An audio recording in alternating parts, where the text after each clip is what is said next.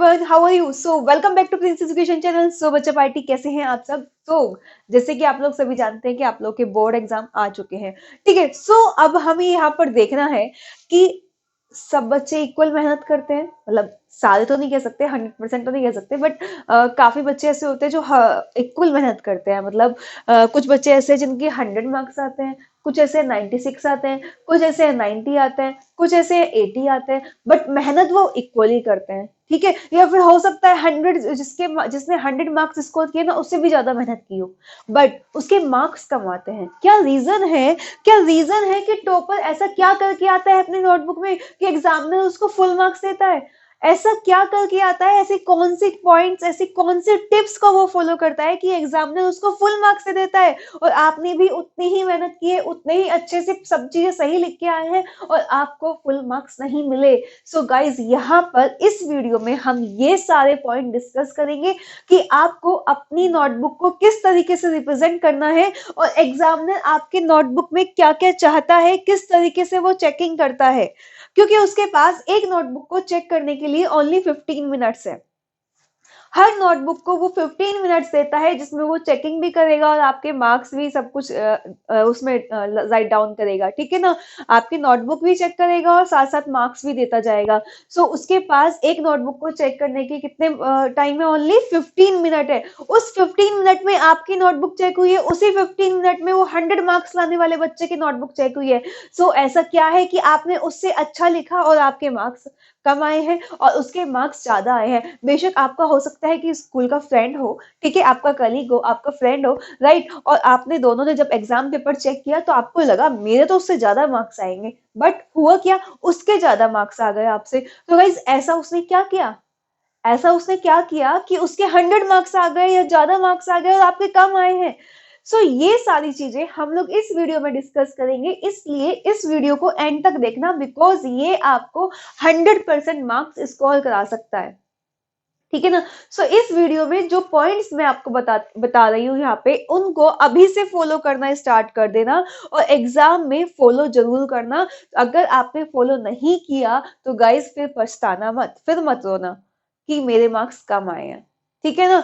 तो इसलिए ये जो मैं आपको पॉइंट्स बताने जा रही हूँ, उन सारे पॉइंट्स को फॉलो कर लेना, 100% मार्क्स आ जाएंगे अगर आपने अच्छे से सारी चीजों को स्टडी किया है, राइट। क्योंकि यहाँ पे मैं आपको सिर्फ वो टिप्स बता रही हूँ जिससे एग्जामिनर नोटबुक चेक करता है और जिन चीजों को वो आपकी नोटबुक में देखता है जिससे आपको 100 मार्क्स मिलते हैं।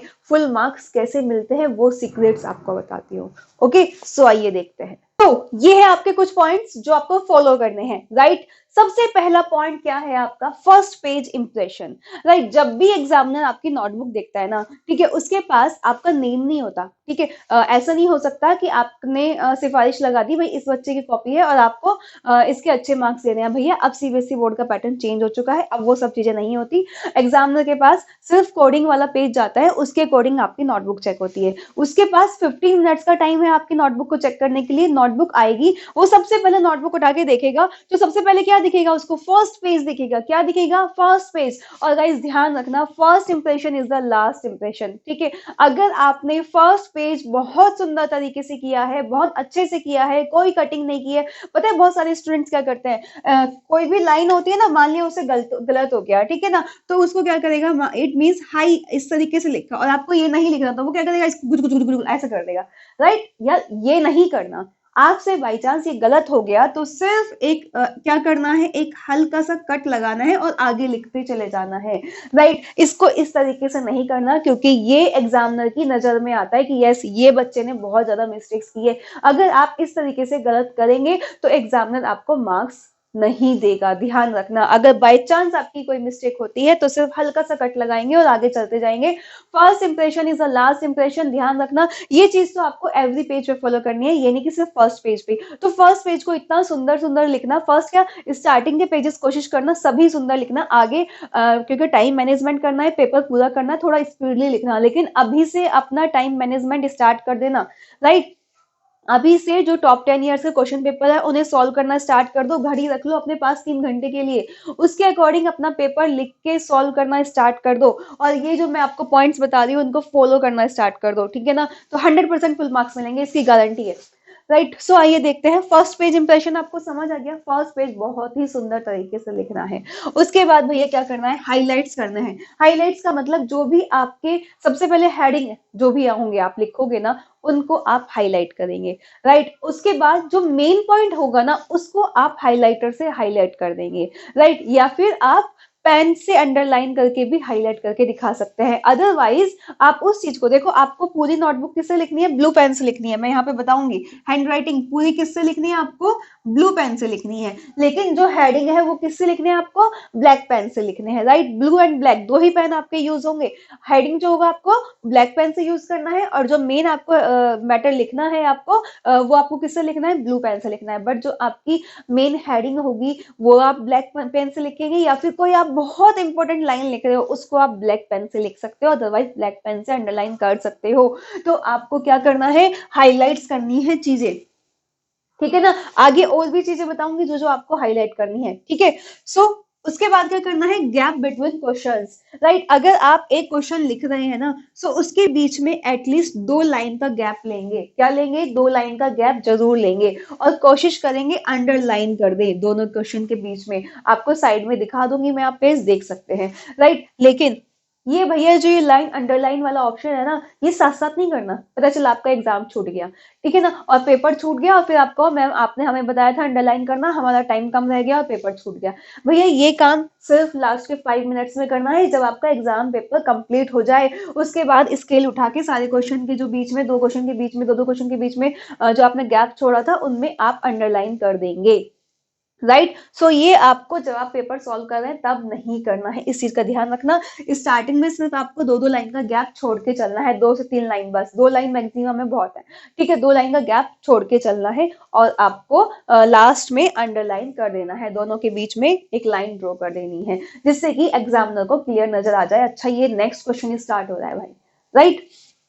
उसके बाद हैंड राइटिंग, हैंड राइटिंग मैंने आपको बता दिया, आपको ब्लू पेन से लिखना है। मेन हेडिंग जो है वो आपको हाईलाइट कर देना है, ब्लैक पेन से कर सकते हो या ब्लैक पेन से लिख भी सकते हो, राइट। उसके बाद आपको पॉइंट वाइज आंसर्स देने हैं। पॉइंट वाइज आंसर्स का मतलब क्या है, बहुत सारे बच्चे क्या करते हैं, उसको नॉलेज तो बहुत ज्यादा है, ठीक है, वो मैंने आपको बताया ना, जिसने 100% मार्क्स स्कोर किए हैं उसको भी सब चीजें आती हैं, और आपने जिसने 80%, 70%, 50% मार्क्स स्कोर किए, आपको भी सारी चीजें आती है। भैया वो ऐसा क्या करके आया है, वो ये करके आया कि उसने ये पॉइंट्स को फॉलो किया, ये जो सीक्रेट्स है ना इनको फॉलो किया है। उसने क्या किया, अपने आंसर्स को पॉइंट में रिप्रेजेंट किया, मींस इस तरीके से first point, second point, third point. आप क्या करते हो, आप पूरा एक पैराग्राफ चिट्ठा लिखते हुए चले जाते हो, ठीक है ना, इस तरीके से फटाफट फटाफट लिख रहे हो।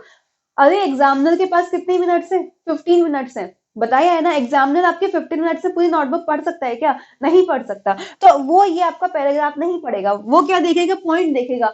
सो आपको अपनी जो नोटबुक में प्रेजेंटेशन देनी है ना, रिप्रेजेंट करनी है अपनी नोटबुक में जो चीजों को, वो पॉइंट वाइज करनी है। हर चीज कैसे करो, पॉइंट वाइज करो, ना कि पैराग्राफ के अकॉर्डिंग। पैराग्राफ के अकॉर्डिंग बिल्कुल मत करना, उन चीजों को ब्रेक करके पॉइंट वाइज करो। और कोशिश करो, जैसे आपके कोई प्रॉपर्टीज आती है किसी भी चीज की, राइट, मान लिया आपसे एथेनॉल की प्रॉपर्टीज पूछ लिया, राइट, ठीक है, आपसे कार्बन कंपाउंड की प्रॉपर्टीज पूछ लिया, तो आपको क्या करना है, पॉइंट वाइज देनी है, ठीक है। अदरवाइज अगर आपको उन पॉइंट में भी हेडिंग आती है ना, सो फर्स्ट पॉइंट उसकी हेडिंग और उसके आगे वो एक्सप्लेन कर दो, फिर सेकंड पॉइंट वो हेडिंग बना दी, उसके आगे उस चीज को एक्सप्लेन कर दो। इस तरीके से दोगे ना, और अच्छा इंप्रेशन पड़ेगा और अच्छे मार्क्स मिलेंगे, ठीक है। समझ आया ना, क्लियर कैसे करना है, पॉइंट वाइज आंसर देना है। अब ये फ्लो चार्ट, नेक्स्ट क्या है, फ्लो चार्ट। फ्लो चार्ट क्या होता है भाई, वही मैंने भी अपने टाइम पे यही चीज फॉलो की थी, और आपको भी यही चीज बता रही हूँ। फ्लो चार्ट बनाना मींस, अगर आपको पता है कि संज्ञा के कितने प्रकार होते हैं, संज्ञा के कितने टाइप्स होते हैं, ठीक है, यहाँ पे आपने संज्ञा लिखोगे, संज्ञा के कितने भेद होते हैं, तो इस तरीके से फ्लो चार्ट बनाओगे, ठीक है। और जितने भी भेद होते हैं वो नाम यहाँ पर लिख दोगे आप, राइट। तो कोई भी टॉपिक है, कोई भी टॉपिक आप कर रहे हो, उसको कोशिश करो इस तरीके से फ्लो चार्ट के रूप में रिप्रेजेंट कर दो। किसी भी चीज के आपको टाइप्स बताने हैं, क्रिया के आपको टाइप्स बताने हैं। क्रिया 2 प्रकार की होती है, सकर्मक और अकर्मक, राइट। तो आप क्या करोगे, यहाँ पे क्रिया लिखोगे, इसको एक फ्लो बॉक्स में लिखोगे, और यहाँ पे अपना बॉक्स बना दोगे, ठीक है ना। यहाँ पे हम लोग क्या करेंगे, बॉक्स बना देंगे, और इन बॉक्सेस में इसके टाइप सकर्मक और अकर्मक 2 टाइप्स लिख देंगे, राइट। तो ये है फ्लो चार्ट का मतलब, क्योंकि एग्जामिनर क्या करेगा, भैया इसको तो चीजें आती है, उसको साफ दिख रहा है, राइट, उसको क्लियर दिख रहा है। साइंस में कोई भी आपका टॉपिक है, मैथ्स में कोई भी आपका टॉपिक है, मैथ्स में तो वैसे फ्लो चार्ट नहीं बन पाएगा, ठीक है, लेकिन अगर आपका साइंस में है, इंग्लिश में है, एसएसटी में है, कोई भी आपका टॉपिक है, उसके भेद होते हैं, कुछ टाइप्स होते हैं, वो सब चीजें आप किस में लिखिए, इन हेडिंग्स, इस तरीके से फ्लो चार्ट में एक बार उसे बना के दिखा दो, राइट। जरूरी नहीं इसको पेंसिल बॉक्स से, स्केल से ड्रॉ करो, और यार सिंपल बॉक्स फटाफट से बनाओ, नाम लिखो और उसके ऐसे टाइप्स लिखो, उसके बाद उसको एक्सप्लेन कर दो। अगर 1 मार्क्स से क्वेश्चन आता है, उसका डेफिनेशन लिखो, इस तरीके से फ्लो चार्ट बना के उसके भेद लिख दो, 100% पूरे मार्क्स मिलेंगे। तो ये भी देखना है क्वेश्चन कितने मार्क्स का है, किस तरीके से आपको रिप्रेजेंट करना है। सो फ्लो चार्ट जरूर बना के आना, क्योंकि एग्जामिनर पे पक्का इंप्रेशन जाता है कि यार अच्छा इसको चीज आती है, वो पढ़ता नहीं है, वो देखता है, सिर्फ देखना है उसको। उसके बाद आता है आपका ड्रॉ डायग्राम। किसी भी चीज का अगर आपका डायग्राम है, मान लिया ब्रेन का डायग्राम है, हार्ट का डायग्राम है, आई का डायग्राम है, साइंस में भी आपके बहुत सारे डायग्राम्स होते हैं, ठीक है, तो किसी भी चीज का अगर डायग्राम है तो पेंसिल से डायग्राम बहुत सुंदर ड्रॉ जरूर करके आना, उसके सारे नाम लिखना। अगर आपको कोई भी टॉपिक आया है, 5 मार्क्स का, 3 मार्क्स का क्वेश्चन आया है, उसके बारे में लिखना, और आपको डायग्राम जरूर बनाना है, 100% बनाना है। टेलीग्राम पे मैं आपको बहुत सारी चीजें प्रोवाइड कर रही हूँ, जिसमें आपको डायग्राम होंगे, क्वेश्चंस होंगे, सब चीजें, वो सब चीजें आपको वहां पे बताने वाली हूँ, बहुत सारे हैक्स भी बताऊंगी, तो वो सब आप वहां पे देख सकते हैं, ठीक है। सो ये हो गया आपका डायग्राम। उसके बाद फॉर्मुलाज एंड इक्वेशन। ध्यान रखना, मैथ्स में कोई भी क्वेश्चन सॉल्व करोगे ना, उससे पहले उसका फॉर्मूला जरूर लिखना, जो भी आप फॉर्मूला अप्लाई कर रहे हो ना उस क्वेश्चन में, फॉर्मूला मस्ट है, फॉर्मूले के मार्क्स मिलते हैं। अगर आप सबका क्वेश्चन का आंसर गलत आ रहा है बट आपने फॉर्मूला सही लिखा है, तो भैया आपको उसमें मार्क्स मिलेगा। अगर 2 नंबर का क्वेश्चन है, 1 मार्क्स जरूर मिलेगा, ठीक है ना। तो ये डिवाइड होता है, ये पूरा प्रोसेस डिवाइड होता है, शो कर दूंगी आपको किस तरीके से आपकी वेटेज डिवाइड होती है। एक क्वेश्चन की भी ना वेटेज डिवाइड होती है। आपने किसी चीज को एज्यूम किया, उसके बाद उसका फॉर्मूला लिखा, ठीक है, उसकी कैलकुलेशन की, बेशक आपकी कैलकुलेशन मिस्टेक होने के कारण आपका आंसर गलत आ गया, लेकिन जो स्टार्टिंग में आपने जो चीजें ठीक की है ना, उसके आपको मार्क्स मिलेंगे, फॉर्मूले के भी आपको मार्क्स मिलेंगे, इसलिए फॉर्मूला जरूरी है, लिख के आना, राइट। किसी क्वेश्चन में अगर जैसे साइंस में है, आपकी इक्वेशन है, तो भैया इक्वेशन लिख के आना, छोड़ना मत, इक्वेशन मस्ट है, उनसे मार्क्स मिलते हैं, ठीक है ना। नाउ उसके बाद डोंट लीव एनी क्वेश्चन, कोई भी क्वेश्चन छोड़ना मत। आपने स्टार्टिंग से अपनी नोटबुक को बहुत सुंदर तरीके से लिखा है, सारे क्वेश्चन आपने बहुत अच्छे से रिप्रेजेंट किए, एग्जामिनर की नजरों में आप बहुत अच्छे बन चुके हो। लास्ट में हो सकता है आपको पैराग्राफ का कोई एक क्वेश्चन नहीं आता, या आपसे कोई एक क्वेश्चन नहीं आता, किसी भी चीज का हो सकता है, बट उसमें चाहे आप क्वेश्चन लिखाना, चाहे आप अपने मन से कुछ बना के लिखाना, एग्जामिनर के मन में आपने इतनी सारे पॉइंट्स अपनी छवि बना लिया ना कि यस ये बच्चा अच्छा है, तो हो सकता है वो क्वेश्चन पढ़े ही ना और आपको मार्क्स देता चला जाए। तो इसलिए इस बात का ध्यान रखना, क्वेश्चन छोड़ना नहीं है, अटेम्प्ट करना है सारे क्वेश्चंस, उसको बना के लिखो, कैसे भी लिखो, बिल्कुल भी नहीं आता तो क्वेश्चन उतार के आना, कुछ भी करके आना जरूर, ठीक है ना। उसके बाद हाईलाइट द आंसर्स। आंसर्स का मतलब जैसे मैथ्स में होता है ना, आपकी जो वैल्यू आ जाती है, सपोज आपको एक्स की वैल्यू फाइंड आउट करनी है, के की वैल्यू फाइंड आउट करनी है, तो उसके बाद आंसर्स को हाईलाइट कर दो कि yes this is the answer, ये वैल्यू चाहिए थी, ये आंसर हो गया, राइट। तो हर क्वेश्चन में, हर क्वेश्चन की एंड में आंसर को हाईलाइट करना, राइट। अगर आपका मान लीजिए केमिस्ट्री में भी है तो इक्वेशन को हाईलाइट करना, आपसे फॉर्मूला पूछा है तो उसको हाईलाइट करना, बॉक्स में बना देना, जैसे मैंने ये बताया था फ्लो चार्ट में, तो ये तो एक अलग चीज थी, लेकिन इस तरीके से बॉक्स में हाईलाइट करना। तो ये चीजें आपको सारे पॉइंट्स फॉलो करने हैं अपनी नोटबुक में, एग्जाम कॉपी में। तो ये अभी से स्टार्ट कर दो इनको अपनाना। कैसे अपनाएंगे, अभी से टाइम मैनेजमेंट सीखना स्टार्ट कर दो। अब टाइम एक्स्ट्रा चीजों का, जो आपकी बुक्स हैं, एडिशनल बुक्स हैं, उनको पढ़ने का खत्म। अब क्या करना है, एनसीईआरटी सॉल्व करना है, एनसीईआरटी एग्जाम्पलर, अपने प्रैक्टिस पेपर लीजिए, क्वेश्चन पेपर लीजिए, उनको सॉल्व कीजिए, एंड डेली एक एक टॉप 10 ईयर का क्वेश्चन पेपर सॉल्व कीजिए, ठीक है ना।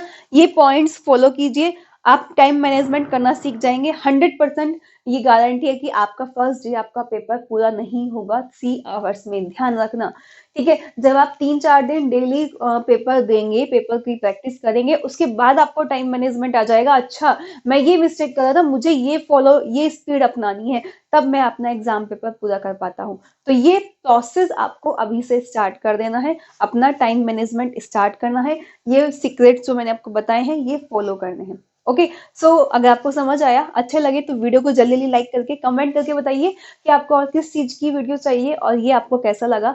एंड चैनल पर नए हैं तो सब्सक्राइब करना मत भूलिएगा। सो मिलते हैं नेक्स्ट वीडियो में, bye bye, take care, thank you.